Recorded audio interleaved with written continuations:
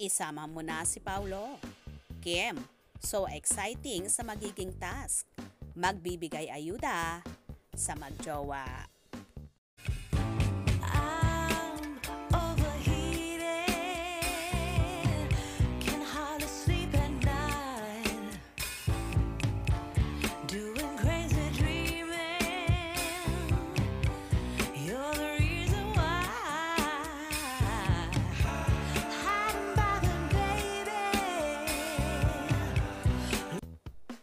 May special task si Kim Chiu.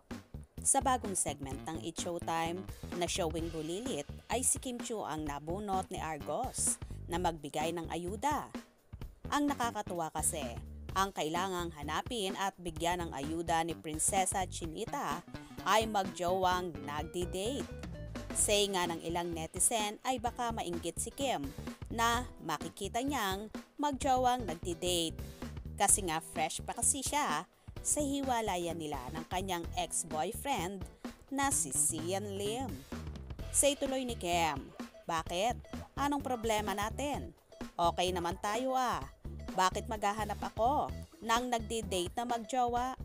Tapos, bibigyan ko pa ng ayuda? Dagdag hirit niya pa sa matatagpuan niyang couple. Naglalaro po ba kayo ng mahal-mahalan? Hanggang sa ex, dating Twitter, ay nag-react din ang bida ng What's Wrong with Secretary Kim. Post niya sa ex, bakit naman ganon at it's showtime na? Tuloy ba? Mukhang game na siya sa kanyang task dahil inas niya pa ang kanyang mga followers sa ex kung saan makakakita. San ba mahahanap yung mga nagdi-date ngayon? Comment down below para mapuntahan na. Via car lang ha, wag airplane. Post ni Kim. Samantala, inokray naman ni Meme Vice Ganda at binasag ang katahimikan ni Kim na tila nag-iisip. Sabi ni Vice, huwag kang mag-alala, makakahanap ka rin ng mga nagde-date kung saan. Tawang-tawa naman si Chinita Princess. May huwag ka mag-alala. Makakakita ka ng mga nagde-date madali na.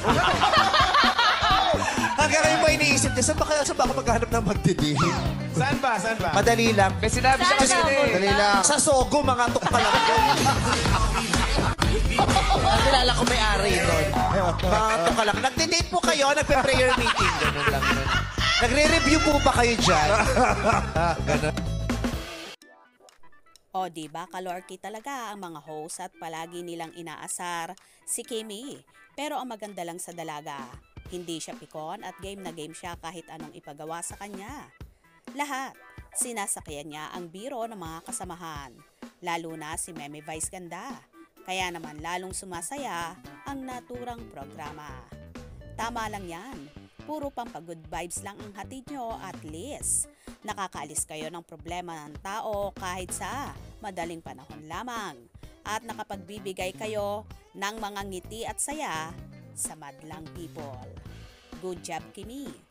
Kaya naman tumutok at huwag na huwag pahuhuli sa mga maiinit na kaganapan. Anong inyong magiging reaction sa video ito? Comment below.